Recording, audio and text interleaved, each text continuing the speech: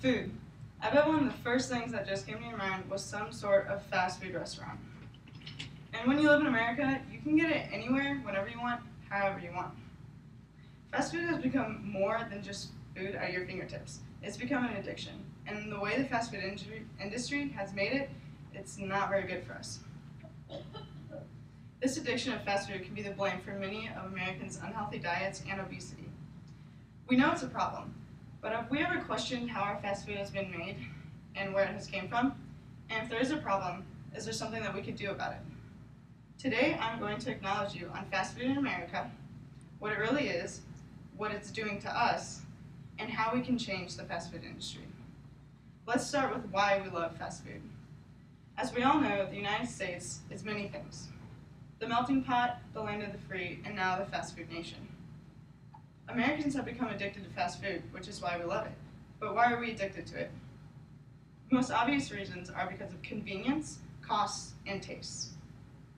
ABC Science of ABC.net stated, if you're cooking at home, it can easily take a whole 3 minutes just to heat up the frying pan.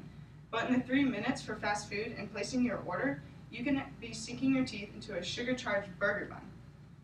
The speed of delivery enhances the addiction of fast food. And we're all at fault when we honestly can say that when hunger calls, we could go get a Happy Meal instead of wait 30 minutes for a healthy food, home-cooked food. And the popularity of the dollar menu is infamous. It's another way fast food gets the best of us.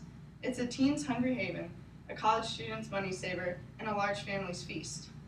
You get more for your money. According to FinancialNet.com, 5.6% of the average American's income goes to fast food. Eric Schlosser, author of Fast Food Nation, wrote, Americans now spend more money on fast food than on higher education, personal computers, computer software, or new cars. They spend more on fast food than on movies, books, magazines, newspapers, videos, and music combined.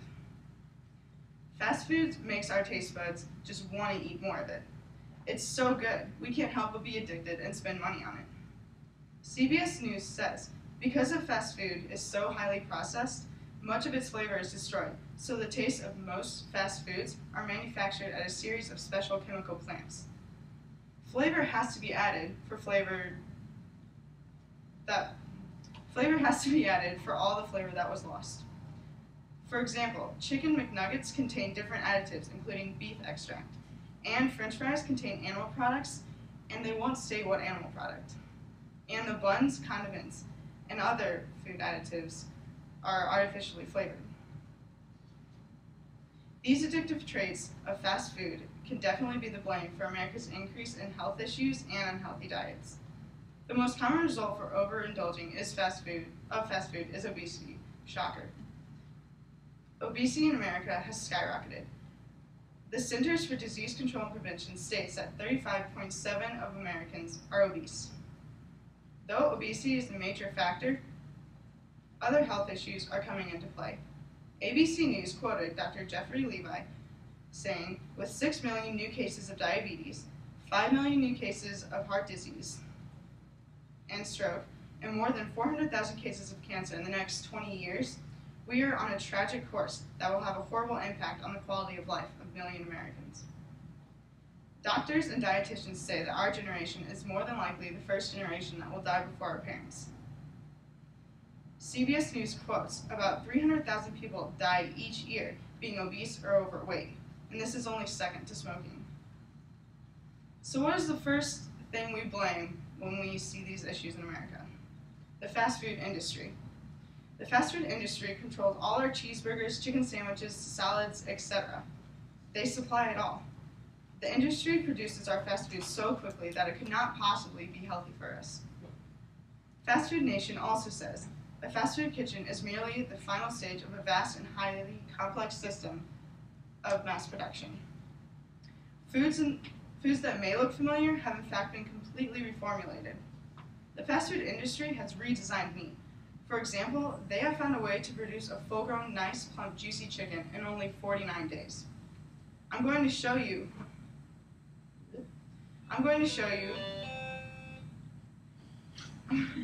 what those 49 days look like for the chicken and the chicken farmer.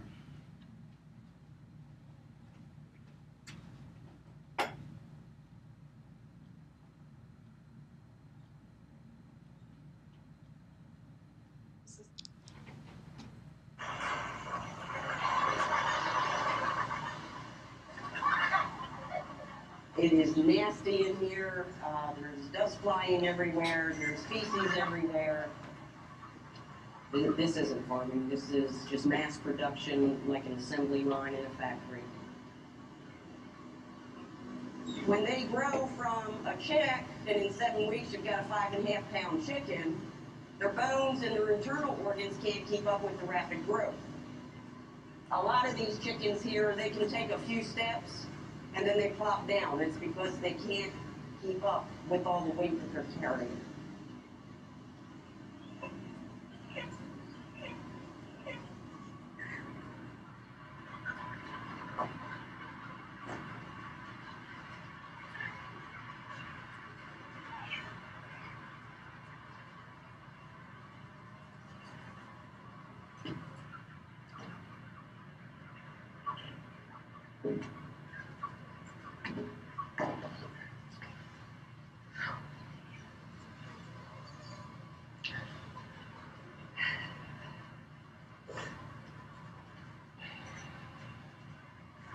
That's normal.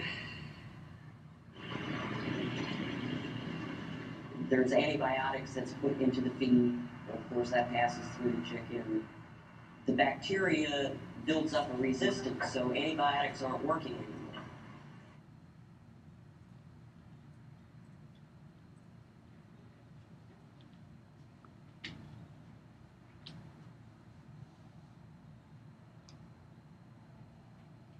When food is produced at this rate, by the time it gets to us, is it really what we think it is? We trust McDonald's, Burger King, Taco Bell, and all other fast food restaurants to provide us with food that won't harm us, at least presently. The pace the industry makes food can make the quality of our food sloppy and potentially harm us. Because our food is grown and produced so quickly, it is prone to bacterial disease, and sometimes unintended consequences can occur.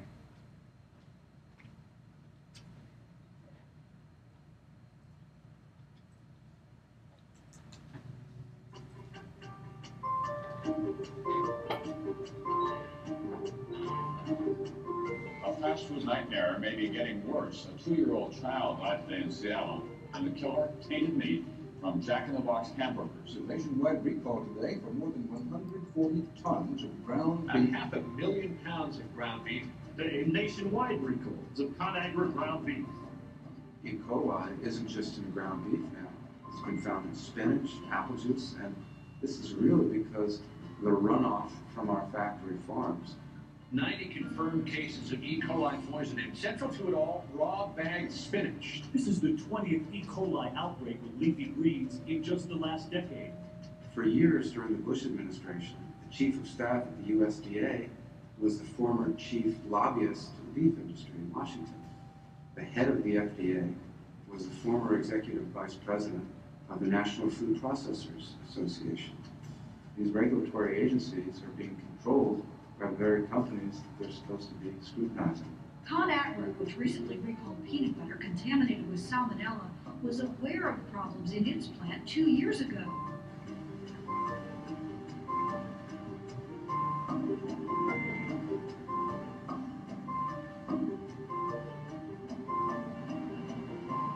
There's always been food poisoning.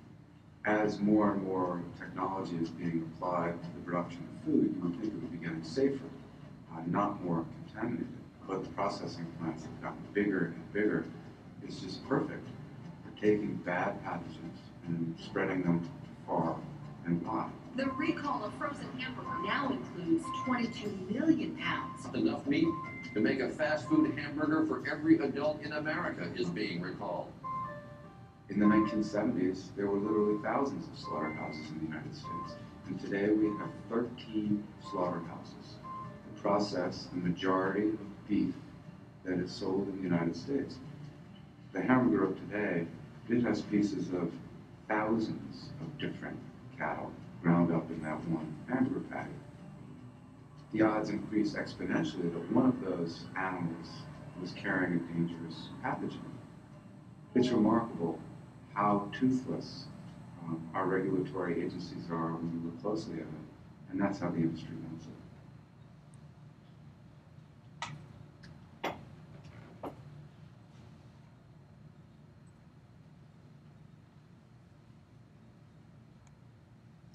So when we believe that there is no help to all this, there actually is. After all, we are the consumers, and we do control it. We give demand, and without demand, there is no supply. Companies and industries are empowered by responding to what consumers want. In an article, Role of the Consumer in the Marketplace, it states, in the United States, we live and work in a free market economy, an economic system in which the people's decisions act as votes. When consumers buy a particular product, they are casting their dollar votes for that product. As the votes are counted, producers are always looking for goods and services that consumers will buy. Therefore, the consumer plays a key role in determining the business's product. Since purchasing fast food is like casting a vote, let us be knowledgeable about it. I'm not telling you to completely cut out fast food from your diet, but maybe to take a step back and really look at what it is and look for healthier options or maybe things that aren't so produced so fast. Now that we have acknowledged the problem of fast food addiction, seen what it is and what it can do to us, and how we change it, I hope I've opened your eyes to what our fast food industry really is, and potentially we can make it benefit us instead of benefiting the industry.